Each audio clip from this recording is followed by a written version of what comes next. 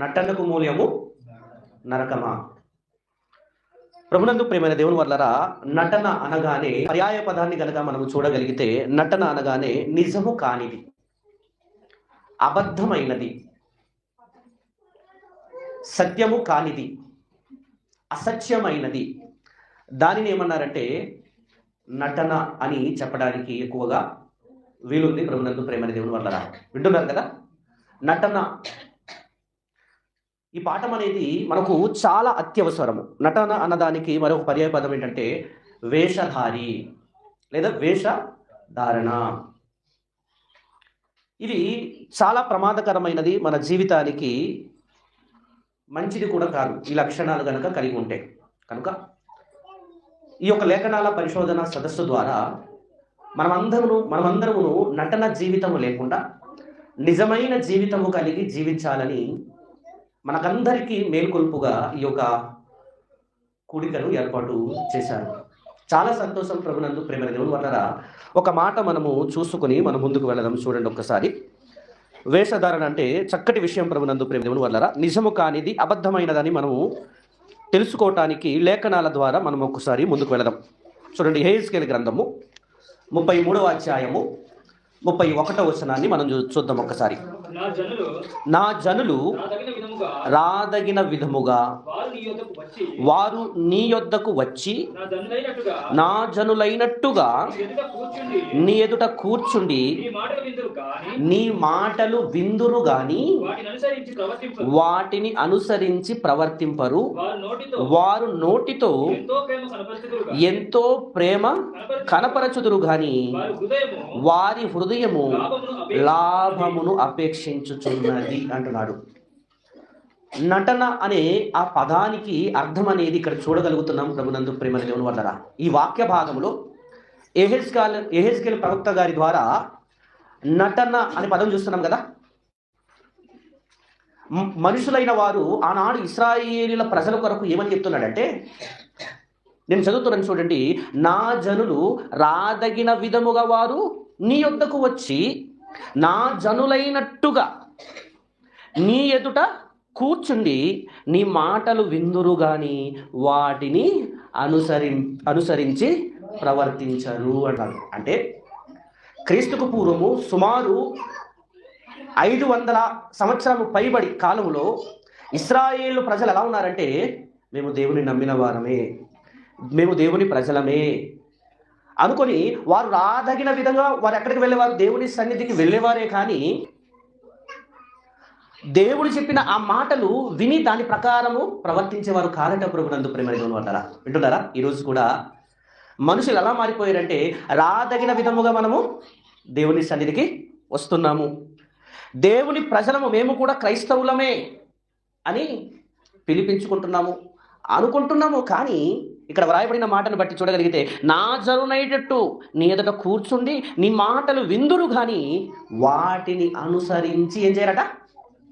ప్రవర్తింపరు. అంటే యెహెజ్కేలు గారు ఉన్న ఆ కాలంలోనే ఇశ్రాయేలు ప్రజలు ఎలా ఉన్నారు?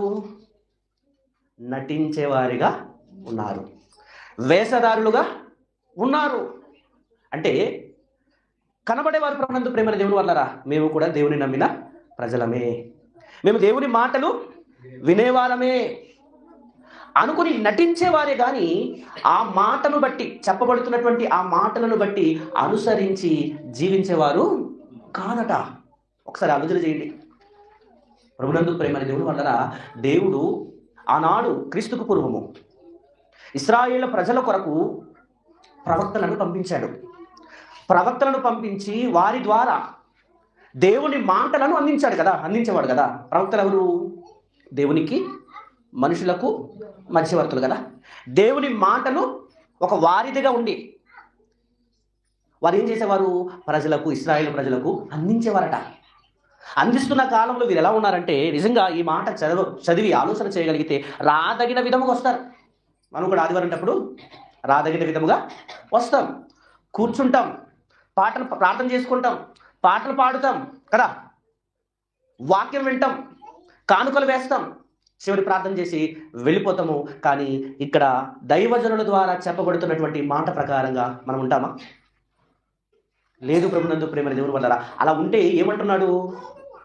వేషధారి అంటున్నాడు, నటించేవారు అంటున్నాడు ప్రభునందు ప్రేమ దేవుని వల్ల. అంటే ఆనాడు ఇశ్రాయేలు ప్రజలు ఎలా ఉన్నారంటే నటించేవారుగా, వేషధారులుగా ఉన్నారు.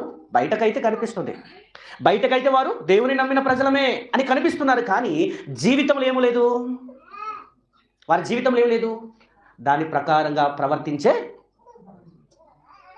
విధానం లేదు ప్రభునందు ప్రేమ దేవుని వల్ల. అందుకే దేవుడు బాధపడుతూ ప్రవక్త ద్వారా చెప్తున్న మాటల్లో, నా జనులైనట్టుగా నీ ఎదుట కూర్చుండి నీ మాటలు విందురు గాని వాటిని అనుసరించి ప్రవర్తింపరు. వారి నోటితో ఎలా ఉంటారట? వారి నోటితో ఎంతో ప్రేమ కనపరచుదురు కానీ వారి హృదయం ఎలా ఉందట? లాభమును అపేక్షించునన్న మాటలో మనం చూడగలిగితే, వారు నోటితో ఎంతో ప్రేమ. మేము కూడా దేవుని నమ్మిన వారమండి. బ్రదర్ చర్చికి వెళ్తున్నావా? చర్చికి వెళ్ళాలి కదా, చర్చికి వెళ్ళాలి, ప్రార్థన చేయాలి, వాక్యం వినాలి అని అంటాము, కానీ మనమే చర్చికి వెళ్ళం, ప్రార్థన చెయ్యం, ఆరాధనకు వెళ్ళం, గృహకూడికి వెళ్ళం, సువార్తకు వెళ్ళం, ఏ కార్యక్రమంలో పాలు పంపులు అవం. ఏమైనా పాడిరు అవతల ఏమైనా సెమినార్లు పెట్టారనుకోండి, చాలా దూరం అండి, డబ్బులు లేవు, అకౌంట్లో డబ్బులు ఉంటాయి కదా, అకౌంట్లో అయితే డబ్బులు ఉంటాయి, కానీ ఏం చెప్తాడు? డబ్బులు లేవండి అంటున్నాడు. ప్రభునందు ప్రేమ దేవుని వల్ల నిజంగా నోటితో అట ఎంతో ప్రేమ, దేవుణ్ణి ఎంతో గొప్పగా నమ్ముతున్నట్టు ఎంతో ప్రేమను చూపిస్తారట. ప్రేమను కనపరిచి అదే మాట చెప్తున్నాడు కదా, వారు నోటితో ఎంతో ప్రేమను కనపరచుదురు కానీ వారి హృదయం ఏముందట? లాభమును అపేక్షించుచున్నదంటే అర్థం ఏంటంటే, యెహెజ్కేలు ప్రవక్త ఉన్న కాలములోనే ఇలాంటి వేషధారులు, నటించేవారు, నటీనటులు కదా. నిజంగా చెప్పాలంటే ప్రతి ఒక్కరూ ఆయా సందర్భంలో మనం నటించిన వారమే, అవును కదా. నిజ జీవితం వేరు, నిజ జీవితం జీవించక అబద్ధముతో జీవితం అంతా బ్రతికిస్తున్నాం కదా. నిజ జీవితాన్ని పెట్టేస్తుంటాం, నిజాన్ని దాచిపెట్టి నిజాన్ని బయటకు తేకుండా ఆ నిజాన్ని కప్పేసి అబద్ధమే రోజంతా, అబద్ధమే వారమంతా, అబద్ధమే నెలలంతా, అబద్ధమే సంవత్సరం అంతా, జీవితకాలం అంతా అబద్ధముతోనే గడుపుతూ ఎలా ఉంటామంటే, మేము కూడా దేవుని నమ్మిన వారమే అంటామే, కానీ దేవునికి నమ్మిన వారము కాదట. ప్రభునందు ప్రేమ దేవుని వల్లరా. వింటున్నారా? వారి నోటితో ఎలా మాట్లాడతారు? వారి నోటితో ఎంతో ప్రేమను కనపరచదురు. ఒక మాట మీకు బాగా గమనించండి, ఒక మంచి విషయం తెలియజేస్తారు. ఇశ్రాయేలు ప్రజలు సుమారుగా 430 సంవత్సరాలు బానిసరకంలో ఉన్నారు కదా. ఎక్కడ?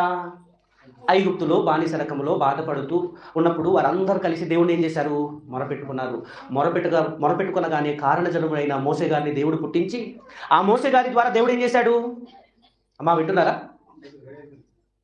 కారణజనుడైన ఆ మోసే గారి ద్వారా దేవుడు ఏం చేశాడు? ఇశ్రాయేలు ప్రజలను విడిపించి పితరులకు వాగ్దానం చేశాడు కదా. అబ్రహాము గారికి, ఇషాకు గారికి, యాకోబు గారికి వాగ్దానం చేశాడు కదా.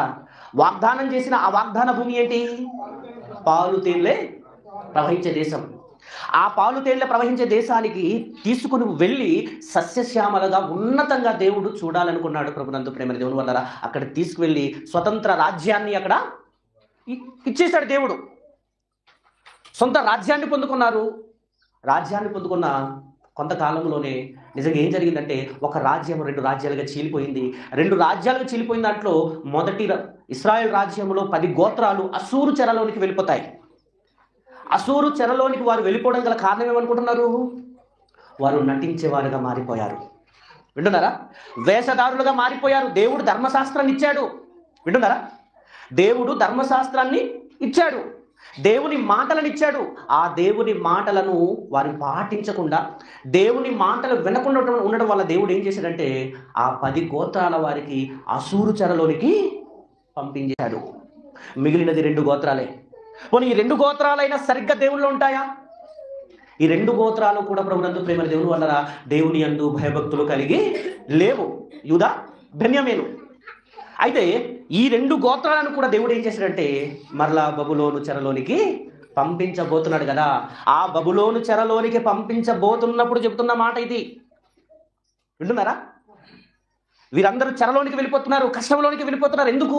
వేషధారులుగా బ్రతికారు గనక. దేవుడు వారికి ప్రేమించి ఒక సొంత దేశం ఇచ్చి ఆ దేశంలో సస్యశ్యామలముగా చక్కగా బ్రతకాలని దేవుడు ప్రతి దానిని ఇస్తే వారు దేవుణ్ణే కాదనుకున్నారు. ప్రభునందు ప్రేమ దేవుని వల్లరా, వింటున్నారా? దేవుని ధర్మశాస్త్రాన్ని కాదనుకొని దేవుని మాటలను తృణీకరించి వారు ఏమైపోయారంటే చెరలోనికి వెళ్ళిపోయారు. చెర అంటే బాధలే కదండి. దాసత్వం అంటే ఒకరి కింద పని చేసి బతకడం అంటే. అమ్మ మీకు అర్థమవుతుంది? ఇశ్రాయేలు ప్రజల కొరకు మీకు తెలియజేస్తున్నాను. ఇశ్రాయేలు ప్రజలకు దేవుడు గొప్ప భాగ్యం అనుగ్రహించాడు. దేవుడు వారికి ధర్మశాస్త్రాన్ని ఇచ్చాడు. ఆ ధర్మశాస్త్ర ప్రకారంగా జీవించాలని తెలియజేశాడు. నా జనులు రాదగిన విధముగా వారు నా యొద్దకు వచ్చి నా జనులైనట్టుగా నీ ఎదుట కూర్చుండి నీ మాటలు విందురు గాని వాటిని అనుసరించి ప్రవర్తింపరు. వారి నోటితో ఎంతో ప్రేమను కనపరచుదురు. అంటే దీన్ని ఏమంటారు? వేషధారణ అంటారు కదా. దీన్ని వేషధారణ అంటారు. ప్రభునందు ప్రేమ దేవుని వారు చూడండి, ఇర్మియా గ్రంథము 9వ అధ్యాయము 8వ వచనం చూడండి ఒక్కసారి. ఇర్మియా గ్రంథములో చక్కటి మాట, 9వ అధ్యాయము 8వ వచనం. వారి నాలుక ఘాతుక బాణం, కాపట్యము పలుకుచున్నది. ఒకడు తన మనసులో వంచన అభిప్రాయము ఉంచుకొని నోట తన పొరుగు వానితో సమాధానముగా మాట్లాడున్నాడు. చూసారా? కపటం ఉంచుకొని, లోన కపటం ఉంచుకొని బయట సమాధానం. బ్రదర్ బాగున్నారా? అక్క బాగున్నారా? చెల్లి బాగున్నారా? తమ్ముడు బాగున్నారా? ప్రేమగా మాట్లాడతారట, లోన ఏముంచుకుంటారు? వంచన అంటే మోసం. ఇప్పుడు ఈ లోకం అంతా ఇప్పుడు ఎలా ఉందో తెలిసిన? బయట ఒకటి, లోపటి ఒకటి. లోపట మనిషి వేరు, బయట మనిషి వేరు. అవునా కదా? ప్రతి ఒక్కరూ నటీనటులే, అందరు నటించేవారమే. లోపట ఒకటి ఉంటుందండి, కానీ బయట మరొకటి ఉంటుంది. అంటే లోపల వంచన అభిప్రాయం ఉండి బయట మాత్రం ఎలా మాట్లాడుతున్నమాట? ప్రేమ వలకపోస్తున్నమాట. ఈరోజు ఈ కాల పరిస్థితి అటువంటిదే. ప్రభునందు ప్రేమ దేవుని వల్లరా, నిజంగా మనం ఆలోచన చేయగలిగితే మన జీవితం అంతా మనం నటించేవారముగా ఉన్నామా, నిజంగా దేవునిలో నిజ జీవితంలో జీవించేవారముగా ఉన్నామనేది మనం అందరం ఏం చేసుకోవాలి? పరిశీలించుకోవాలి. ప్రభునందు ప్రేమ దేవుని వల్లరా, ఈ లేఖనాల పరిశోధన ద్వారా మేల్కొల్పు పొంది మనం ఏమవ్వాలి? మన జీవితాన్ని ఒకవేళ సరైనదిగా నటించే ఒకవేళ స్వభావం మనకుంటే ఇకపై నుండి నేను అలా ఉండకూడదు, నేను దేవునిలో నిజ జీవితాన్ని జీవించాలి. నటిస్తే నాకు తగదు, తప్పదు, భారీ మూల్యం. మూల్యం అంటే ఫలితం అండి. నరకం అంటే శిక్ష, బాధ, వేదన కదా. మనం చేసిన తప్పుకు తగిన ఫలితం అది. ప్రభునందు ప్రేమ దేవుని వల్లరా, చూడండి, లోన వంచన అభిప్రాయాలు పెట్టుకొని బయట మాత్రము ప్రేమగా మాట్లాడుతున్నారట. మీరు ఎవరినైనా చూడండి, ఈ కాల పరిస్థితుల్లో అలాగే ఉన్నాం. ప్రభునందు ప్రేమ దేవుని వల్లరా, ప్రతి ఒక్కరూ అలాగే ఉన్నారు. బయట ఒకటి, లోపల ఒకటి. నేను నెక్స్ట్ ఒకవేళ టైటిల్ పెడితే ఇది పెడతానండి, లోపట మనిషి బయట మనిషి. బాగుంటుంది కదండి? ఈ కాలంలో మనుషులు ఎలా ఉన్నామంటే ఇదే పరిస్థితి. ప్రభునందు ప్రేమ దేవుని వల్లరా, నేనైనా మీరైనా మనము ఒకవేళ అటువంటి జీవితం కలిగి ఉంటే ఖచ్చితంగా తప్పదు, మనకు భారీ మూల్యం. మీకు మరొక మాట తెలియజేస్తాను చూడండి ఒకసారి. మంచి మాట ప్రభునందు ప్రేమ దేవుని వల్లరా, మరలా అక్కడికి వద్దాము. మీకు మంచి మాట, వేషధారులుగా అని చెప్పడానికి మరొక మాట మీకు చూపిస్తాను. 6వ అధ్యాయం ఇర్మియా గ్రంథము 10వ వచనం. విందురని నేనెవరితో మాట్లాడేదను, ఎవరికి సాక్ష్యం ఇచ్చేదను? వినుటకు తమ మనసును కొనరు గనుక వినలేకపోయిరి. ఇదిగో వారు యెహోవా వాక్యమందు సంతోషము లేని వారై దాన్ని తృణీకరింతురు. మళ్ళీ వీళ్ళు ఎలా మేము దేవుని నమ్మిన ప్రజలమని చెప్పుకుంటున్నారు, కానీ దేవుని మాటనే ఏం చేస్తున్నారు వీళ్ళు? అంటే మేము దేవుని మాటలను తృణీకరిస్తున్నామంటే అర్థం ఏంటి? దేవుని మాటలను వినటం లేదంటే అర్థం ఏంటి? దేవుని మాటల ప్రకారంగా మనం జీవించటం లేదంటే అర్థం ఏంటి? దేవుని మాటల ప్రకారంగా మనము నడిపించటం లేదంటే అర్థం ఏంటి? అంటే నటించే వారు ఉన్నాం. ప్రభునందు ప్రేమ దేవుని వల్ల ఆనాడు ప్రవక్తల కాలంలో ఇటు యెహెజ్కేలు ప్రవక్త ఏమంటున్నాడు? వేషధారులుగా ఉన్నారని చెప్తున్నాడు. అలాగే ఇర్మియా ప్రవక్త గారు కూడా ఏం చెప్తున్నాడు? ప్రజలందరూ వేషధారులుగా ఉన్నారు, నటించేవారుగా ఉన్నారని తెలియజేస్తున్నాడు ప్రభునందు ప్రేమని దేవుని వల్లరా. ఒకసారి ఆలోచన చేయండి. ఇప్పుడు 13వ వచనం చదవండి ఒకసారి. అల్పులేమి ఘనులేమి అందరూ మోసము చేసి దోచుకొనువారు, ప్రవక్తలేమి యాజకులేమి అందరూ వంచకులే, మోసం చేసేవారే. సమాధానము లేని సమయమున సమాధానమని చెప్పుచు నా ప్రజలకున్న గాయమును పైన మాత్రమే బాగు చేయుదురు అంటున్నాడు. చూసారా? అంటే పైనే అంటే అర్థం ఏంటి? ప్రభునందు ప్రేమని దేవుని వల్లరా, ఇది ఏ కాలంలో జరుగుతుందంటే ఇర్మియా గారి కాలం. ఒక మాట చెప్పనా, ఇర్మియా గారి కాలంలో సొలొమోను గారి కట్టిన మందిరము అపవిత్రపరచబడితే వారు ఎలా నటిస్తున్నారో ఆ వాక్యం చూపించగలిగితే ఈ కాలంలో కూడా అలాగే జరుగుతుందేమో, ఇలాంటి వేషధారులు ఉన్నారేమో అని చెప్పడానికి ఖచ్చిత ఆధారం ప్రభునందు ప్రేమని దేవుని వల్లరా. చూడండి 7వ అధ్యాయం రండి ఒకసారి. ఈ స్థలము యెహోవా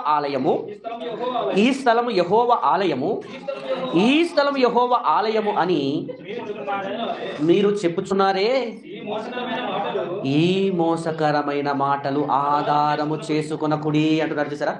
అమ్మా, ఎవరు వింటున్నారు? వినట్లేదు. ఇక్కడ ఏం చెప్తున్నాడంటే, ఈ స్థలము యెహోవా ఆలయము అని మీరు చెప్పుచున్నారే, ఈ మోసకరమైన మాటలు ఆధారము చేసుకొనకుడి అంటున్నాడు. చూసారా? వీళ్ళ టైం అంటున్నారు దేవుని ఆలయం ఇది అంటున్నారు, కానీ ఆ దేవుని ఆలయానికి ప్రత్యేకత ప్రాముఖ్యత ఇవ్వటం లేదు ప్రభుత్వ ప్రేమని దేవుని వల్లరా.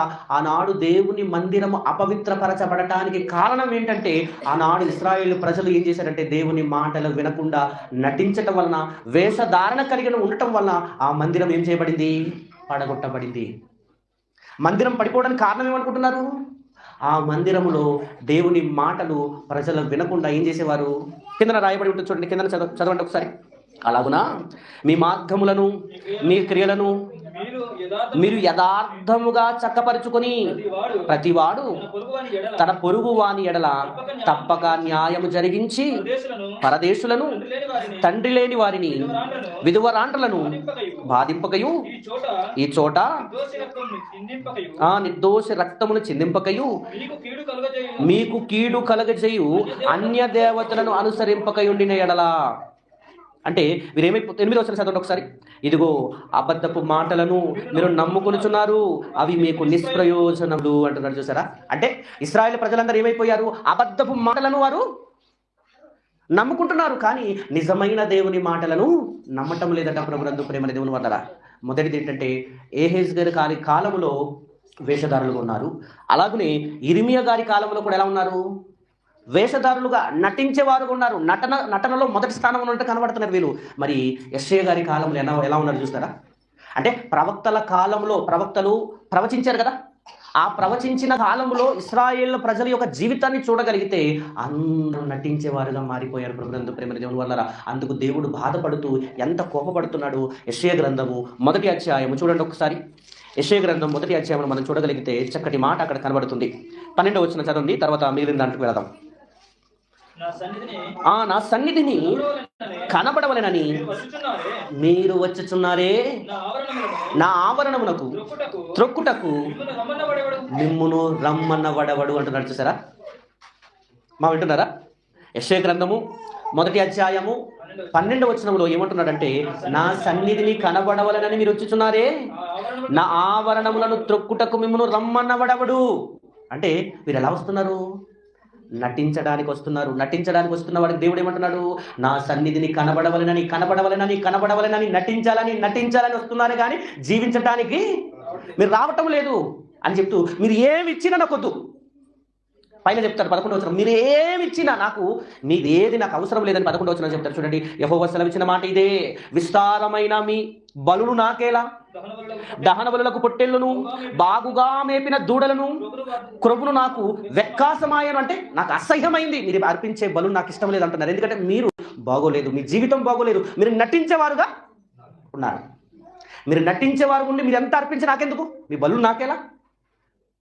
మీరు ఎంత బలు అర్పించినా నాకు వద్దంటున్నాడు ప్రభునందు ప్రేమ దేవుని వల్లరా. అంటే మనం నటిస్తూ వేషధారులుగా ఉంటూ దేవుని మాటల ప్రకారంగా జీవించకుండా మనము దేవుని సన్నిధికి వచ్చి మోకరు వేసి ప్రార్థన ఎంత చేసినా అది ఎంత ఉపయోగం లేదు. దేవుడు చూస్తే నువ్వు నటిస్తున్నావు. నా సన్నిధికి నిన్ను రమ్మన్నవడవడు. ఈ మాట ఎంత గట్టిగా ఉందండి. మరోసారి చదువుతున్నాను చూడండి. 1వ అధ్యాయం 12వ వచనంలో, నా సన్నిధిని కనబడవలనని మీరు వచ్చుచున్నారే, నా ఆవరణములు త్రొక్కుటకు మిమ్మల్ని రమ్మన్నవడవడు. ఇది ఎవరికి చెప్తున్నారు అనుకుంటున్నారు? నటించే వారికి, వేషధారులకు. వేషాన్ని వేసుకొని నేను కూడా క్రైస్తవున్నే, నేను కూడా భక్తున్నే, నేను కూడా విశ్వాసినే, నేను కూడా దేవుని నమ్మిన వాడినని వచ్చి కూర్చొని ఏదో గొప్ప ప్రేమ చూపిస్తారు చూసారా? అలాంటి వారికి, వేషధారులకు దేవుడు చెబితే ఏమంటున్నాడంటే, నువ్వు ఎంత బలులు అర్పించినా, నువ్వు నా కొరకు ఎంత కానుకిచ్చినా, నువ్వు ఏమి చేసినా నాకు వద్దు అంటున్నాడు ప్రభునందు ప్రేమ దేవుని వల్లరా. నువ్వు ఏమి ఇచ్చినా నాకు వద్దంటూ కింద నేను చెప్తాను చూడండి ఒకసారి.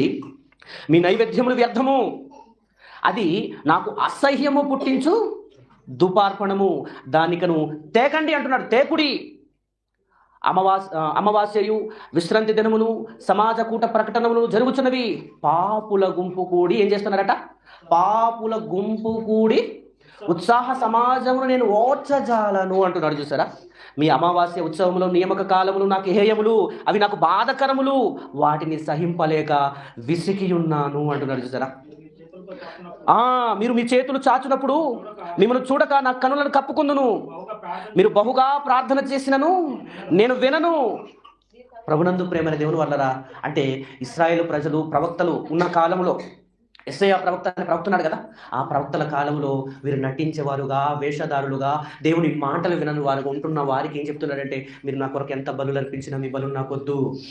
మీరు ఏమిచ్చినా, మీరు అలా కూడి నా దేవుని పేరట ఏదో గొప్ప కార్యం చేస్తున్నారు అనుకుంటున్నారేమో, అది నాకు అసహ్యమైనది అంటున్నాడు ప్రభునందు ప్రేమ దేవుని వల్లరా. నిజంగా పాయింట్ వైజ్గా మనం ఆలోచన చేయగలిగితే తీసుకోడట. ఏమి చేసినా, మనం ఎంత ఇచ్చినా దేవుడు తీసుకోడట ప్రభునందు ప్రేమ దేవుని వల్లరా. కనుక ఒక్కసారి మీరు ఆలోచన చేయండి.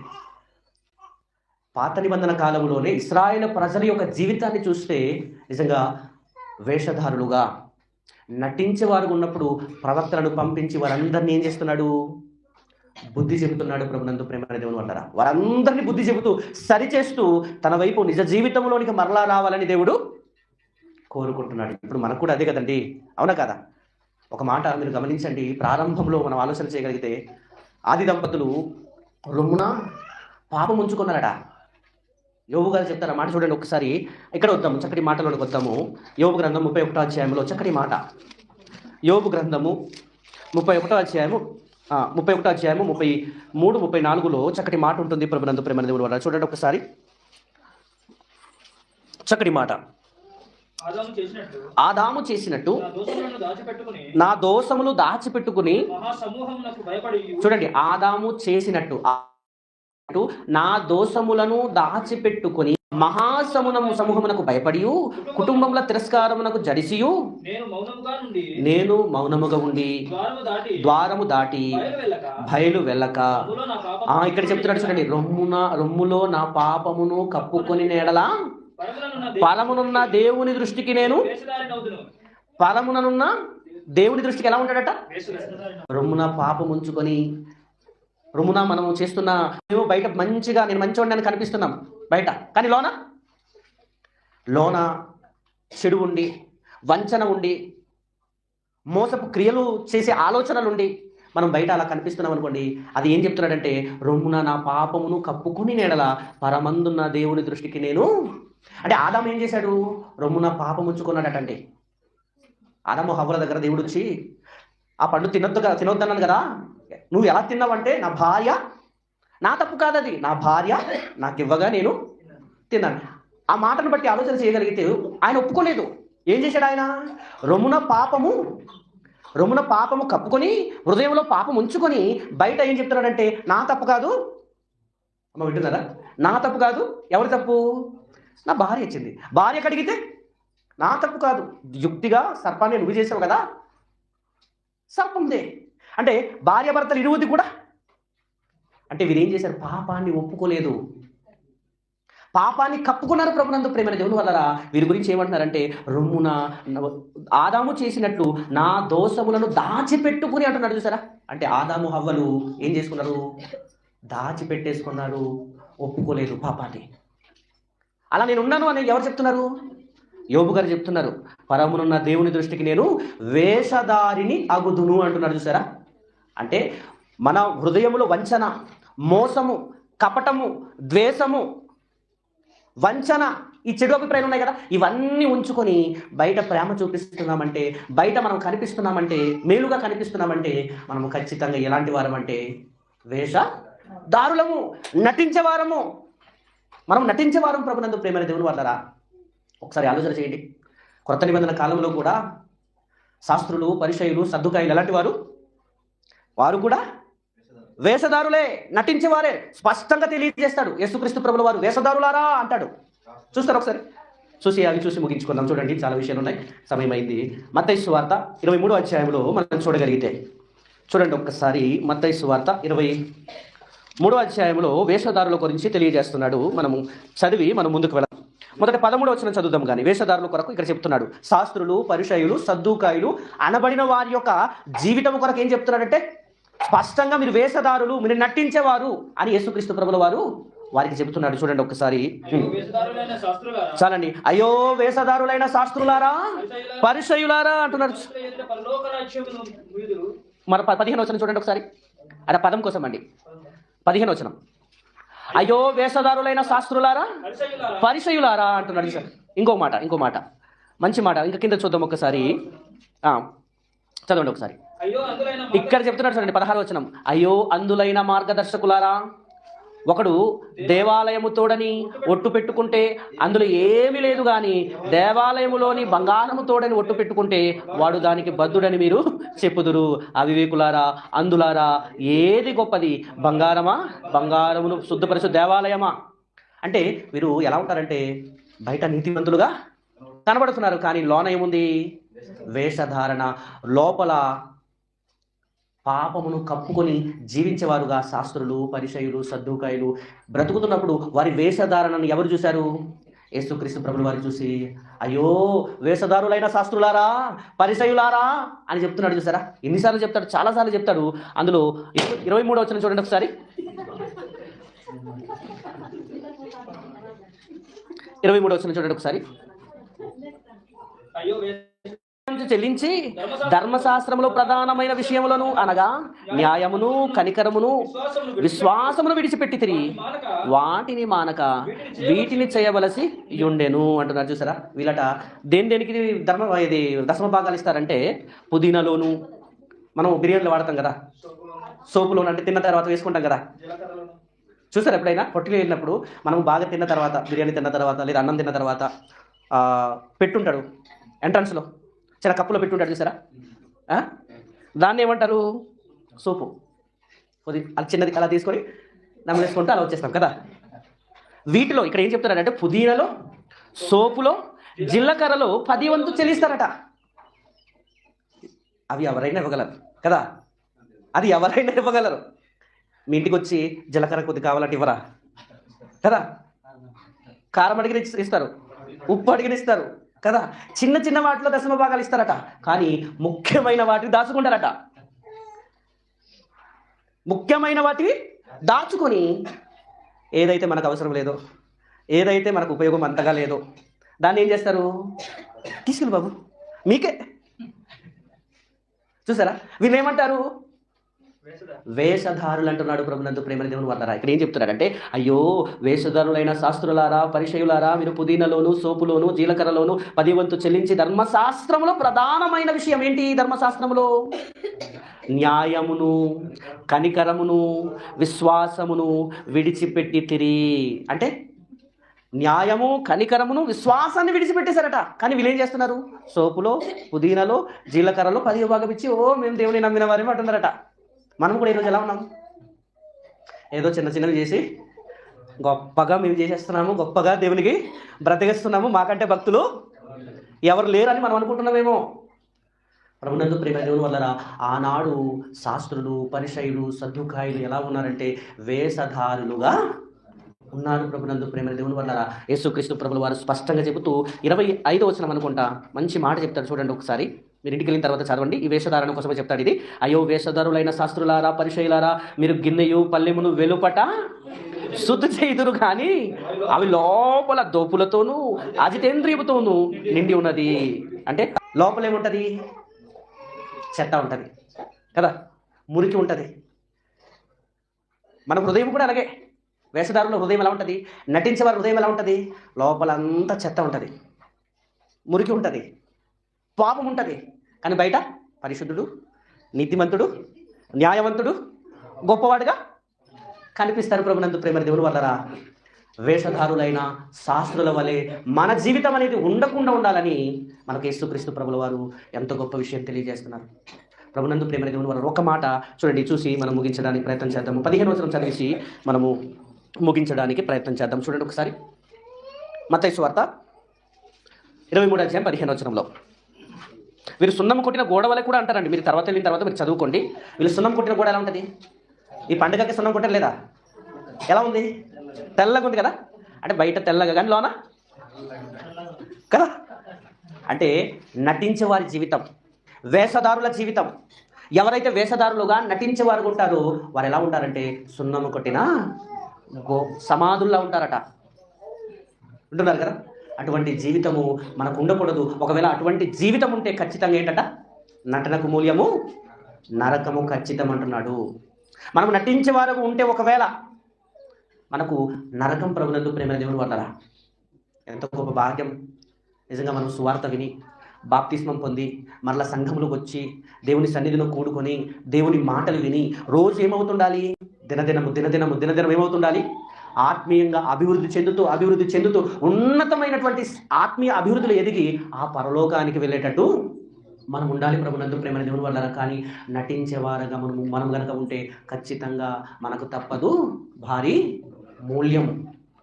ఆ ఫలితం ఎక్కడ? నరకములో అగ్ని ఆరదు, పురుగు చావదు. ఈ ఆత్మ చావులేదట, కలకాలం కాలిపోతుంటామట. అంటే భూమి మీద మనం నటిస్తే మన జీవితానికి అలా ఉంటుందా? మనం నటించేవారుగా ఉంటే మనకు అంతటి శిక్ష ఉంటుందా? ఎంతకాలము? 60 సంవత్సరాల, 70 సంవత్సరాల, 100, 120? కలకాలం ఏమైపోతామట. ఒకవేళ భూమి మీద నేనైనా మీరైనా మరి ఎవరైనా సరే నటించేవారు ఉన్నామనుకోండి, కలకాలం ఏమైపోతాము. మీకు ఈ సందర్భాలు ఎందుకు చెప్పానంటే, యెహెజ్కేలు గారి కాలంలో యెహెజ్కేలు ప్రవక్త వారి దగ్గరికి చెప్పిన వారు మారలేదు కనుక దేవుడు ఏం చేశాడు? చెరలోనికి పంపించేశాడు. చెర అంటే కష్టంలోనికి పంపించేశాడు. ఇర్మియా గారి ద్వారా ప్రవచన చేశాడు కదా. వారు ప్రతి ఉదయం పెందల కాడ వెళ్ళి వాక్యం చెప్పినట. వాక్యం చెబుతుంటే వాక్యము వినకుండా వీపు తిప్పేసేవారటండి ఇర్మియా గారికి. వింటున్నారా? ప్రవక్తల ద్వారా దేవుని మాటలు చెప్పిన వారు వినకపోయేసరికి, దేవుని మాటలు వినకపోయేసరికి వారిని ఏం చేశాడు దేవుడు? బబులోను చెరకు పంపించేశాడు, కష్టంలోనికి పంపించేశాడు. ఇశ్రాయేలు 10 గోత్రాలకు ఏం చేశాడు? అసూరు చెరలోనికి పంపించేశాడు. అది చెర. కానీ మనం నటిస్తే నరకం అనే చెరలో కలకాలం ఏమైపోతాము? కాలిపోతాం కదా. అంతటి ప్రమాదకరమైన స్థితిలోనికి వెళ్లకుండా ఉండడానికే కదా యేసుక్రీస్తు ప్రభుల వారు భూమి మీద వచ్చి మన పాపముల కొరకు ఆయన ఏమైపోయాడు? బలైపోయాడు. మనం నటించేవారుగా ఉన్నాము, వేషధారులుగా ఉన్నాము. మనం నటించేవారుగా, వేషధారులుగా, పాపము చేసేవారు ఉన్నాము.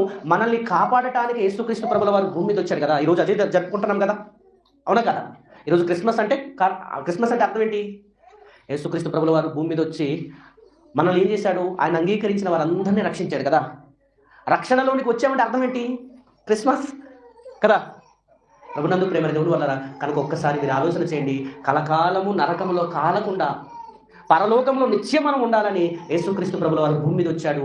ఆయన మన కొరకు చనిపోయాడు, సమాధి చేయబడ్డాడు, తిరిగి లేచాడు. అది అంగీకరించి, ఆ సత్యమును అంగీకరించి మనము ఆ సత్య మార్గములో ఎల్లప్పుడూ నడవాలని దేవుడు కోరుకుంటున్నాడు. ఎందుకంటే మనం ఎవరు కూడా నశించాలని దేవునికి ఇష్టం లేదు. అందుకే ఆయన దీర్ఘశాంతం కలిగి ఎదురు చూస్తున్నాడు. నేను మారాలని, మీరు మారాలని, మనం మారి పరలోకము వెళ్ళాలని. మనం మారి పరలోకముగా వెళ్ళేవారుగా ఉంటాము. మనము నటించి నరకానికి వెళ్ళి కలకాలము కాలిపోయి ఆ ఫలితమును అనుభవించేవారుగా ఉంటాము. మనమే నిర్ణయించుకోవాలని ప్రభు పేరట కోరుతూ అవకాశం ఇచ్చినందుకు మీ అందరికీ వందనాలు తెలియజేస్తూ నా మాటలు ముగిస్తున్నాను.